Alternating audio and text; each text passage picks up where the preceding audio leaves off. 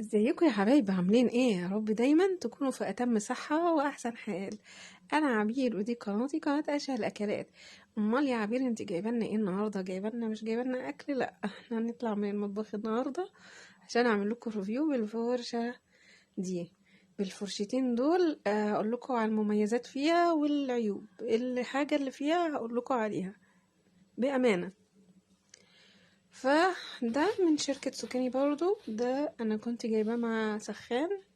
وانا يمكن كنت قلت لكم في قبل كده ان انا جايبه الاوردر مع جهازين. ده هوت، دي الفرشه حراري هوائيه دواره. هي دواره يا جماعه، يعني لو هي فرشه ثابته، يعني لو الفرشه ثابته هتبقى حلوه جدا. لكن صدقوني هي كمنها دواره، انت مش عارفه تتحكمي فيها ولا عارفه ان انت تشتغلي بيها خالص. ويمكن اللي هو جربها او اللي عارف ان انا اللي بقوله ده هيعرف ان انا كلامي صح يعني.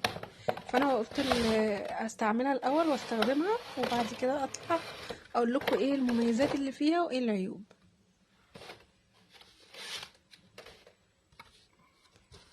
هي جميلة بس اللي يعرف يستخدم، يعني عايزة الشعر القصير قوي، مش عايزة الطويل، وعايزة شعر خفيف يعني يبقى برضو مش كتير، مش تقيل. ده الضمان بتاعها.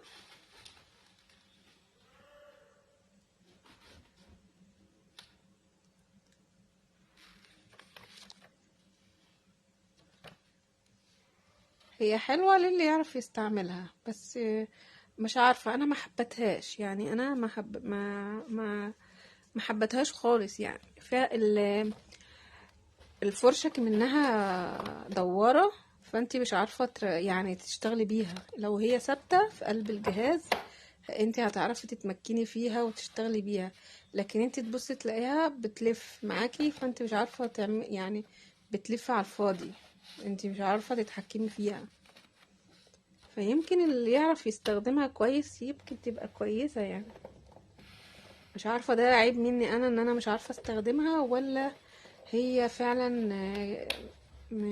مش حلوة. هي جهاز بصوا، انت بتحطي بقى الفرشة فيها فبتلف، تقعد تلف. انت مش عارفة يعني ما انتش عارفة تثبتي شعرك عليها. هي بتلف على اتجاه وانت بتعملي شعرك لاتجاه تاني، فهي بتنشف الشعر حلو يعني، هي كتنشيف حلوة. لكن ان هي تعمل الشعر وكده لا، ما مشيتش معايا خالص، وقصفت لي شعري يعني، هي قصفت الشعر كمان. انا بستخدمها ازاي بقى؟ انا بمسك الفرشة لوحدها من غير الجهاز، والجهاز بستعمله كاستشوار لوحده ودي لوحدها. فاهمني؟ اكنك ماسكة استشوار والفرشة بتاعته. ده انا بستخدمها كده دلوقتي، فبلاقي النتيجة كويسة شوية، بس برضو مش دي برضو النتيجة بتاعة الاستشوار اللي بتبقى 100% يعني.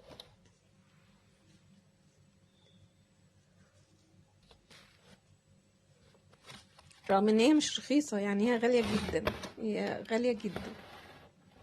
ده بقى كان رخيص جدا بس لذيذ قوي يعني. دي الفرشة دي بصوا جميلة قوي.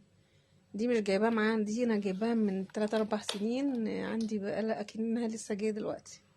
بس حلوة جدا في الاستخدام، بس كشعر مبلول لا طبعا.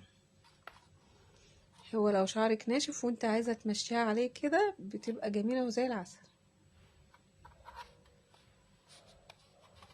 هما الاتنين بيكملوا بعض، انت ممكن تنشفي بدي وتعملي شعرك بدي. انا دلوقتي بعمل كده. بس دي حلوة قوي، هي حراري يعني، هي مشط كده زي الفراغات دي بيدخل فيها شعرك وبتمشي عليها، بيطلع شعرك حلو جدا. بس طبعا يا جماعة انا مش بستعمل الحاجات دي على طول يعني، انا برضو الحاجات دي غلط للشعر، فلا ما بستعملهاش على طول يعني.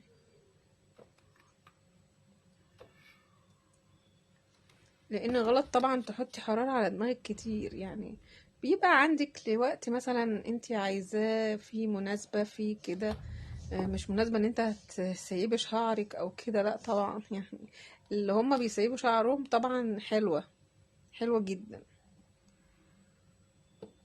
بصوا جميلة اوي. وانتوا عارفين دي كانت بكام؟ كانت ب150 جنيه. دلوقتي هي اغلى، متهيألي هي اغلى. اما الفرشة التانية دي غالية جدا.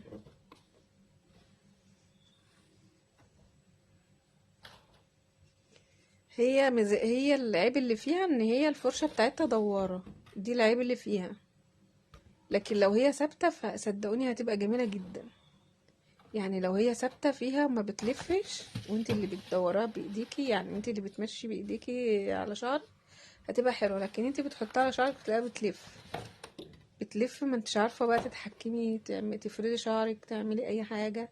فانا قلت اطلع اقول لكم فيها المميزات والعيوب. هي ممكن فيها مميزات حلوة، بس انا مش ما عرفتش استخدمها او كده، مش عارفة هو العيب فيا انا ولا العيب في الفرشة. اللي عنده، اللي جربها وفعلا استخدمها يقول لي هي العيب فيا انا ولا العيب في الفرشة. لكن دي صراحة انا بستخدمها حلوة قوي وجميلة، حلوة قوي. والمكوة برضو بتبقى حلوة، يعني بتعرفي تستخدمها كويس. في فرش بقى طالعة هي زي دي، بس للأسف أنا ما كنت، يعني أنا ما جبتش ما أعرفش إن هي دوارة. لو أعرف إن هي دوارة بتلف كده ومش هعرف استخدمها ما كنتش جبتها، كنت جبت الثابتة. اللي يعرف المنتج ده عايز يجيبه يجيب اللي هي الثابتة عشان يعرف يعني يتحكم فيها قوي. انا ده اللي انا استخدمته وقلت ايه، هستخدمها الاول واشوف ايه عيوبها، علشان برضو اعمل لكم ريفيو كويس وتبقوا عارفين ان ايه عيوبها وايه المميزات بتاعتها. بس صدقوني والله انا زعلت لما انا جبتها. يعني انا جبت حاجات كتير من سكانيا ممكن تكون حلوه لناس تانية، بس بصراحه انا ما عرفتش استخدمها. مش عارفه زي ما قلت لكم العيب في انا ولا العيب في الجهاز في الفرشه. فده اللي انا يعني شفته فيها وقلت اطلع اقولها لكم، يعني اللي هي الفرشه دواره. انتوا ما تجيبوا حاجه زي دي تجيبوش الفرشه الدواره دي، جيبوا اللي هي الثابته. الثابته هتبقى احلى بكتير. وده كان الريفيو بتاعي، ويا رب تكونوا استفدتوا منه، واقول لكم باي باي ومع السلامة.